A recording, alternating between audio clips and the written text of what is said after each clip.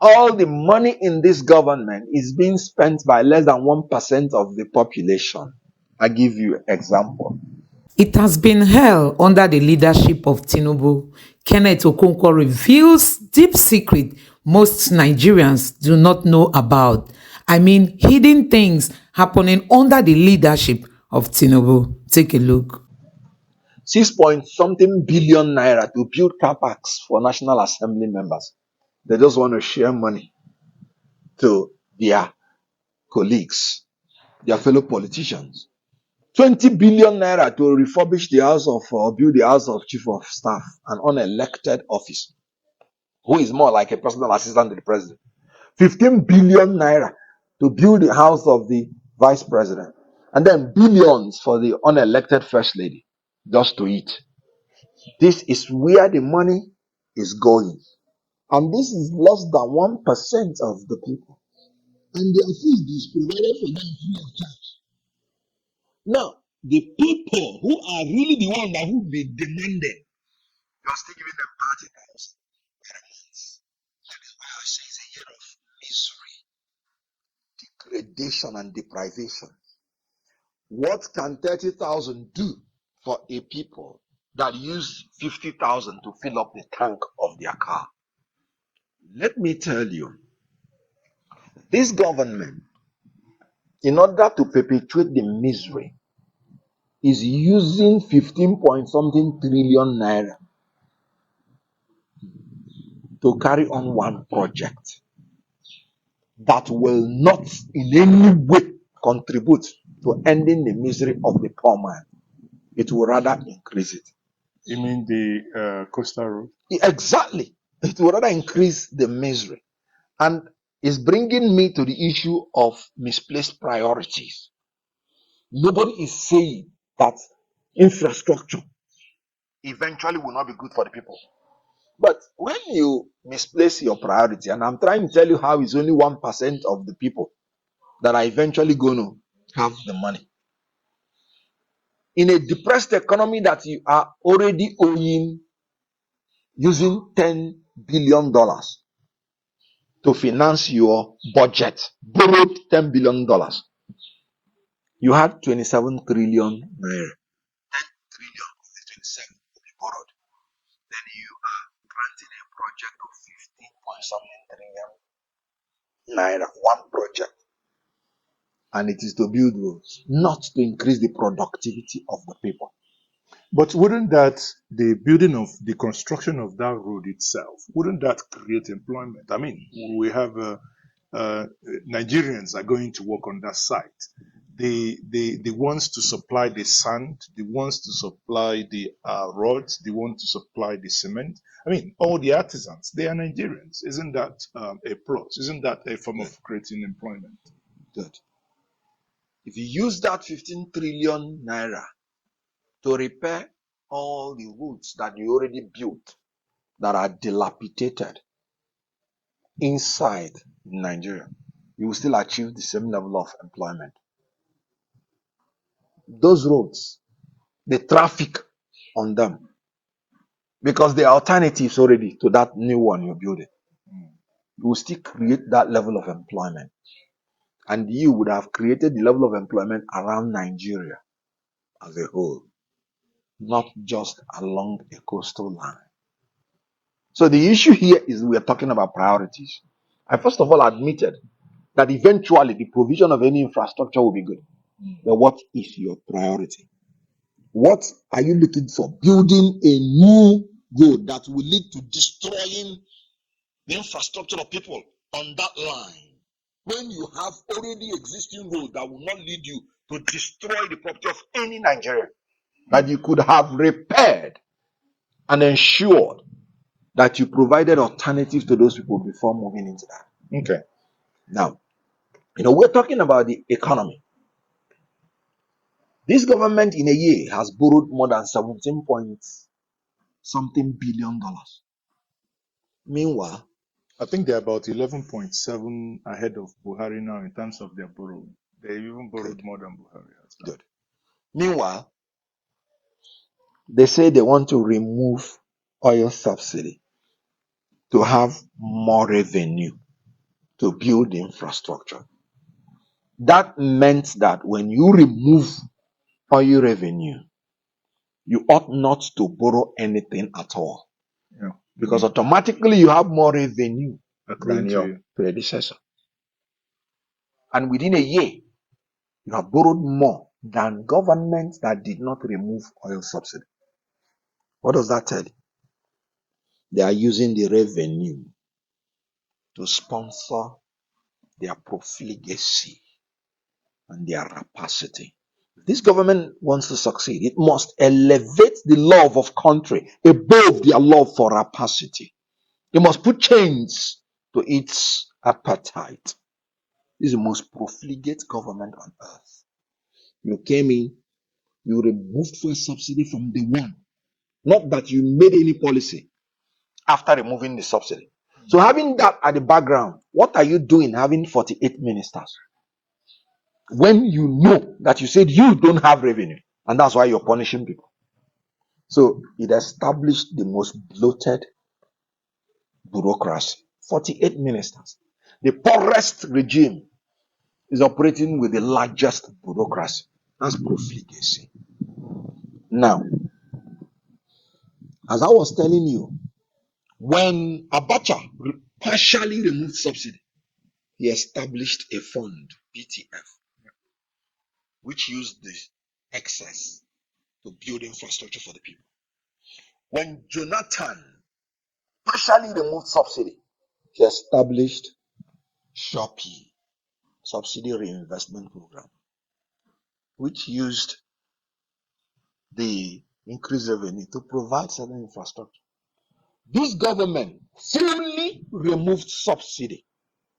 It established nothing for the people, but is using the revenue to carry more than 1,000 of politicians to go to United Nations General Assembly, using the revenue to carry thousands of people to Dubai, saying that they are looking for foreign investors. Meanwhile, the companies you already have are leaving, and they will come and tell us lies. And Dubai has agreed to change the visa ban policy. Lie. So this is what they are using their own money for, to enrich their people. They say they are doing humanitarian services, and 3.2 billion is being given to their fellow ministers in the name of consultancy services. Meanwhile, the vulnerable people in 4 states that they carved out 585 million, none will reach them because they've already paid it into private account. And those people that perpetrated such a thing are still working freely, paying people flight tickets from Abuja to Kogi, even when Kogi does not have any airport. That's why I say corruption. Have those people been brought to account?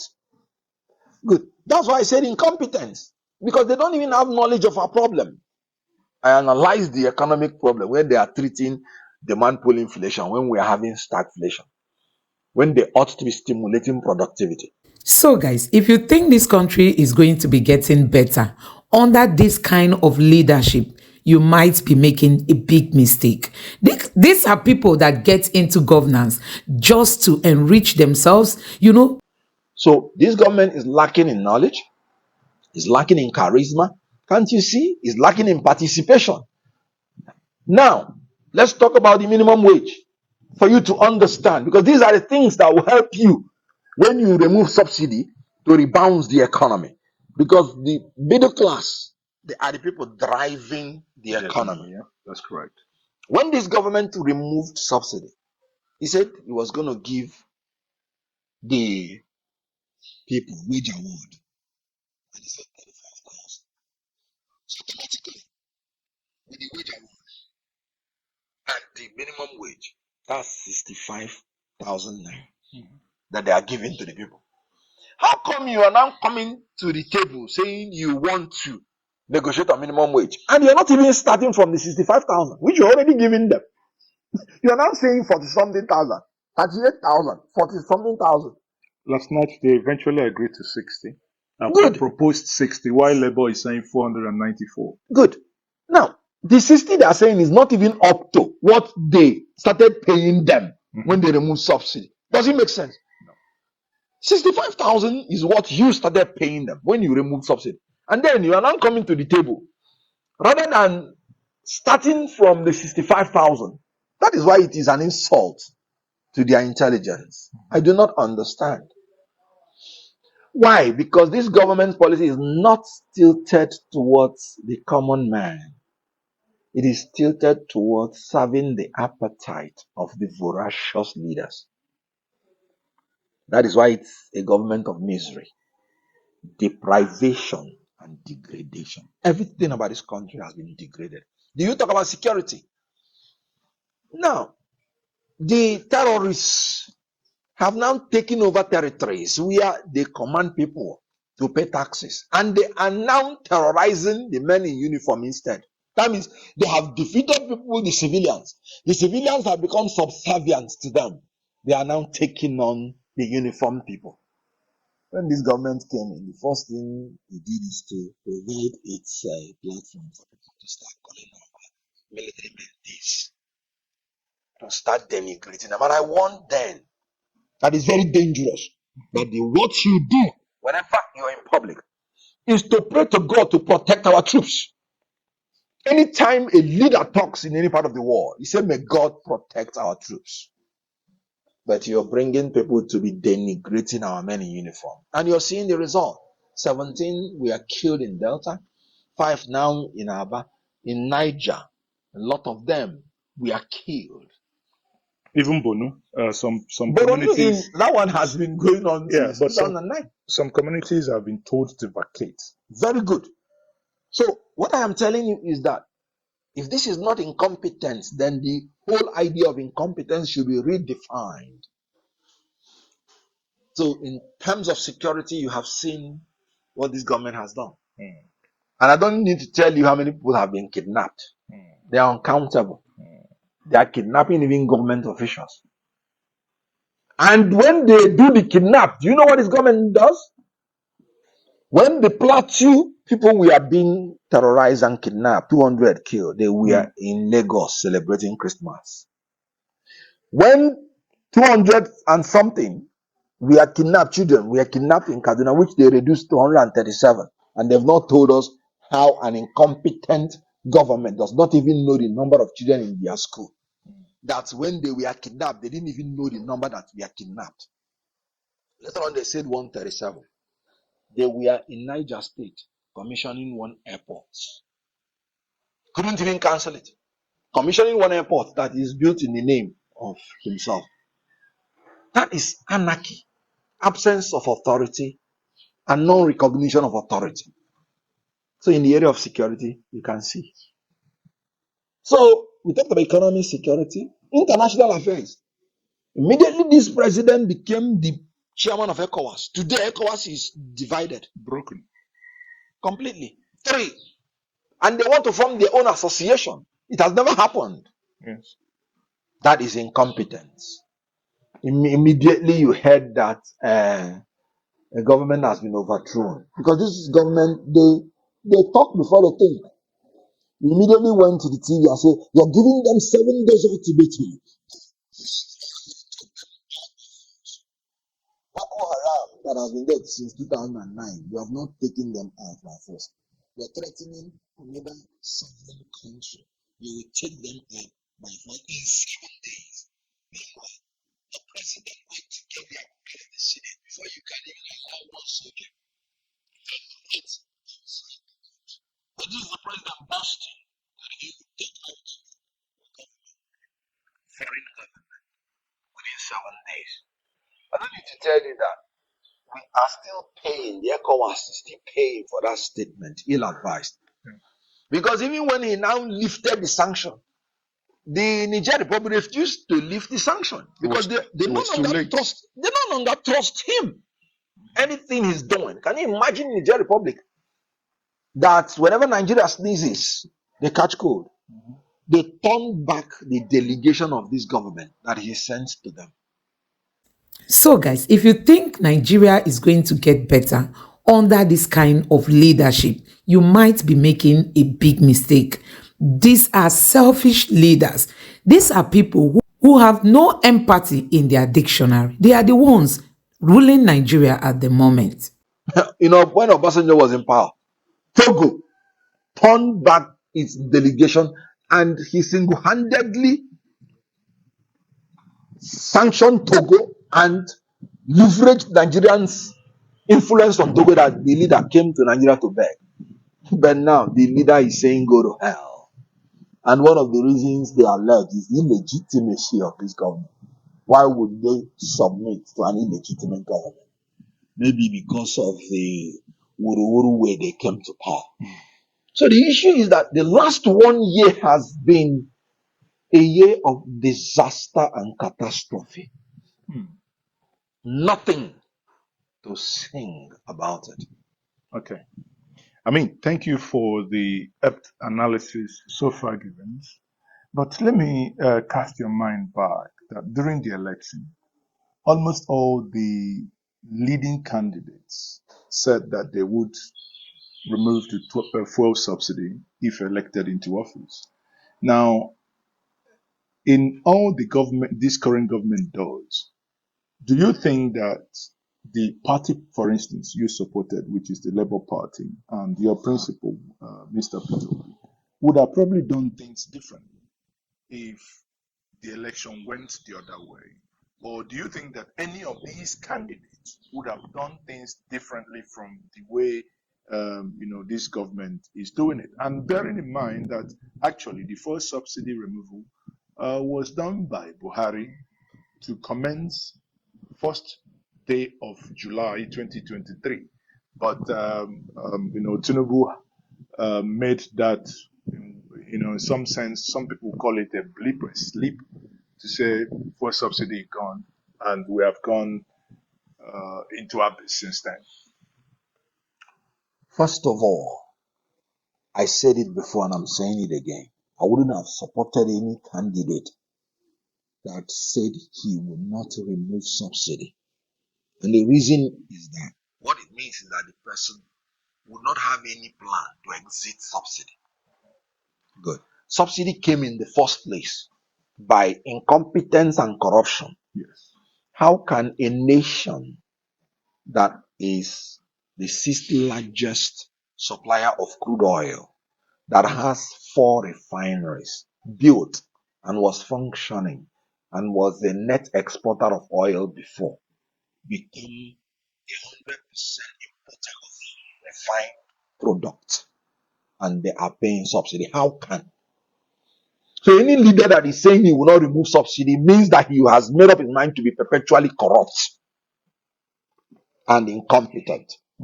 So what the leader should do is to remove corruption and incompetence, and we will produce and refine our oil, and there will be no need for subsidy. That was why I said that this government is subsidizing corruption and consumption rather than subsidizing productivity. NNPC promised you that by December last year, Port Harcourt refinery will be working. Is it working? No. Good. It took Dangote 3 years to build the largest refinery in the world. Give him even 5 years. But look at this government. 8 years of Buhari. And the preceding government. From 1999, going to more than 30 years, they've not been able to repair. I'm not talking about building a new one. Repair the 4 refineries. If we can build a new refinery in 3 years, largest in the world, we can repair our refineries in 1 year. If 17 point something billion this government has borrowed in a year, that they invested it in repairing the 4 refineries, by now we wouldn't be importing any crude or refined. So what I'm saying is, the best way to remove the subsidy is to repair our refineries, so that we will no longer import our oil, which we produce, the crude, and there will be no need for subsidy. So what Obi would have done, he has consistently said it, that he will shift emphasis from consumption to production. What Obi would have done is to increase the productivity of refined oil, and automatically the subsidy will go. But what this government is doing is to be subsidized. In other words, continuing to 100% import, meaning the subsidy will continue. And by the depreciation of the naira, because that's what I call it, there's nothing like floating naira, because you can't float your currency. You must support your currency with productivity if you want it to be strong. There is nothing like trying to show up naira. No. In a capitalist society, the best way to have strong currency is to predicate it on strong economy, which means an effective and efficient productive base, productive industrial base, which will produce the goods and services desired by the people to satisfy and saturate local consumption, in other words, to be self-sufficient and to ensure a steady export. This is the secret of how you show up your currency, not borrowing dollars and going to compete in trading with the BDC. And when they outsmart you, start chasing them with security agencies and start locking them up and start creating more unemployment. So this government, like I said, lacks knowledge. They don't understand the problem. So there's no that's the issue of offering solution does not arise, because you have to understand the problem before you can offer solution. That is why I'm saying we would have done things differently in the issue of subsidy. When they removed it, I came on air within 24 hours. I said, no. Please, apart from the fact that this statement is illegal, because we still have till June 30th Yes. for the subsidy, you have to start governing by rule of law. You don't have any right to remove it at this time. And even as at that, be careful, because it will be unsustainable for you to remove it when you have not guaranteed supply and you have not removed monopoly. That the effect in the economy will make the results negatively unsustainable. And that's what is happening. Because before you remove subsidy, you would have to check all the factors of production and ensure that you improve and increase all of them uniformly so that there won't be disequilibrium in the economy. You cannot change the cost of fuel so astronomically and the minimum wage is remaining where it is, because people cannot even afford to go to work. Fuel, the price of rice has gone up from about 20,000 to 80,000. Minimum wage 30,000 remaining. Inflation, food inflation is 40 something percent. That is on paper, because if you check from 20,000 to 80,000, that's about 300%, which is more realistic because the cost of fuel increased by 300%, the depreciation of naira increased by 300%, the interest rate is increasing. So you cannot just say for something percent. The cost of food has increased by almost 300%. You see the logic. Yeah. So everything about this government is they are not deep in understanding problem.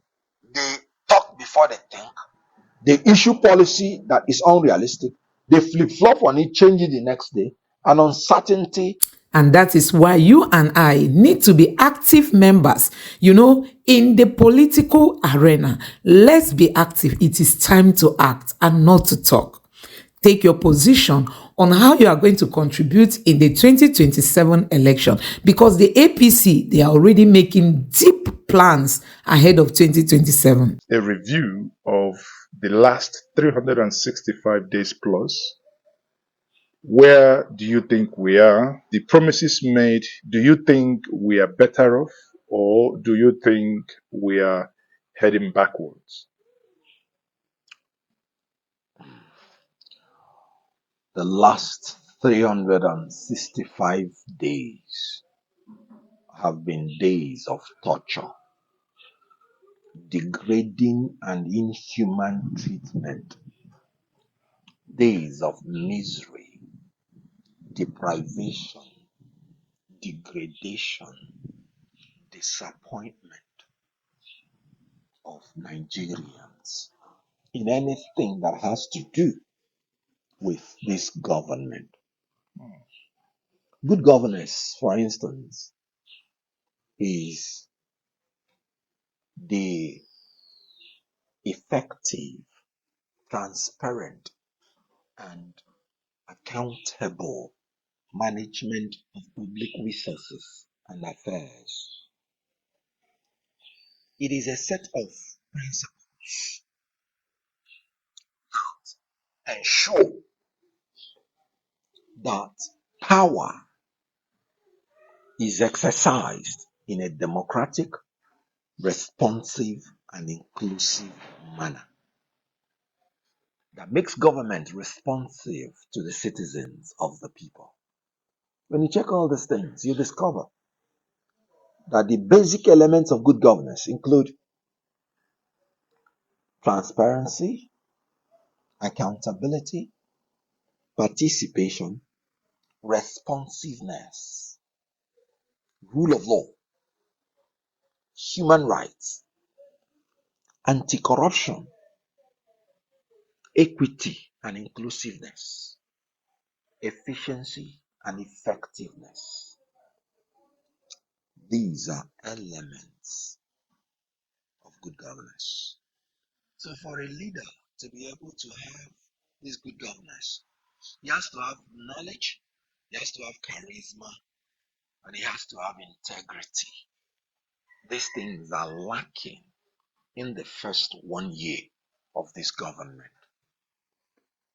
Every citizen wants his country to perform because nobody will be spared of any economic, social upheaval. Nobody will be spared. So everybody, no matter what opposition say, everybody prays for the success of the government. But unfortunately, we have an incompetent and reasonably corrupt government in power. And the last 1 year has just shown it. Now, what informed your choice of word that we have an incompetent and corrupt government? Don't take my words for it. Take the words of Manufacturers Association of Nigeria that said that this government and its policies have made more than 50% of the manufacturing plants to collapse in the past 1 year. And these are the reasons they gave. High interest rate, hyperinflation, frequent policy somersault and flip-flop, multiple charges, astronomical energy costs, and toxic operating environment. These are their reasons. And I'm going to break it down. And let me use this to show you a display of incompetence. Let's talk about inflation.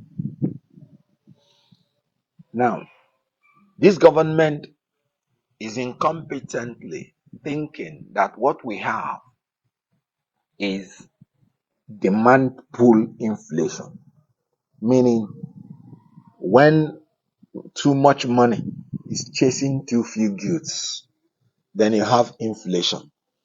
And in this case, the solution is trying to suppress demand.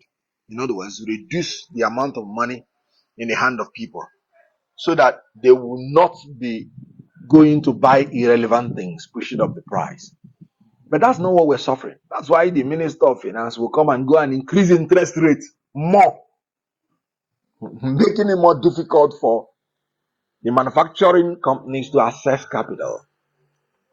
What we are suffering is stagflation. No money, and yet the price of goods are high. And what brings it? High cost of production. So what the inflation you have is not demand pull inflation. It is high cost of production induced inflation. In other words, a manufacturer, no matter the demand, will not want to sell below his cost of production because that will lead him to bankruptcy. He would rather fold up. So because the cost of production, this government by its policies, they've increased energy cost. You can see electricity tariffs increasing by more than 300%. They've increased the cost of fuel by more than 300%. They've depreciated the naira by more than 300%. and they've not increased wage. Wage is still 30,000. So nobody is demanding, and the cost of production is increasing. So meaning the producers must sell at a high cost because their cost is high, and yet they are not demanding. That is why all the foreign companies are leaving, because they are collapsing. That's why all the manufacturing plants are collapsing, because there is no demand, and yet they cannot reduce the price. Simple economics. When the demand is high, the price goes up. When the supply is high, the price comes down. But in this case, the demand is going down, and yet the price is going up. That's stagflation. So the correct policy would have been that you will be stimulating productivity, because that's the problem. Not trying to reduce the access to money by manufacturers. You stimulate productivity. You be thinking about reducing energy costs, making money accessible to the manufacturers, but making sure you're channeling it to productive use. That will reduce their cost of production, reduce the price of goods, and then inflation will be reduced. It is not going to increase the demand, because the money in the hands of the pockets of people have not increased. All the money in this government is being spent by less than 1% of the population. I give you example. So, guys, you have seen it for yourself. Kenneth Okonkwo is somebody who does not, hide the truth from the public. He comes out to say it the way it is. And you have seen it. When Peter Obi speaks now, they'll say, where's the DSS? They should get him arrested. It is good he's not the one speaking. People are speaking on his behalf. But you can see it for yourself that these people, they don't mean well for Nigeria. And Nigeria can never get better under this kind of people. Tinubu said that the FCT minister has oversight, over the income that is coming into FCT. That is to tell you their plots ahead of 2027. So Wike is not going to be accounting to anybody. Nobody is going to look into what Wike will be doing and all that. But don't worry, it's going to boomerang. The way it is boomeranging in Rivers State, it will boomerang. It is just a matter of time. Let me know what you think in the comment section below. Please don't forget to subscribe to the channel and turn on the notification bell.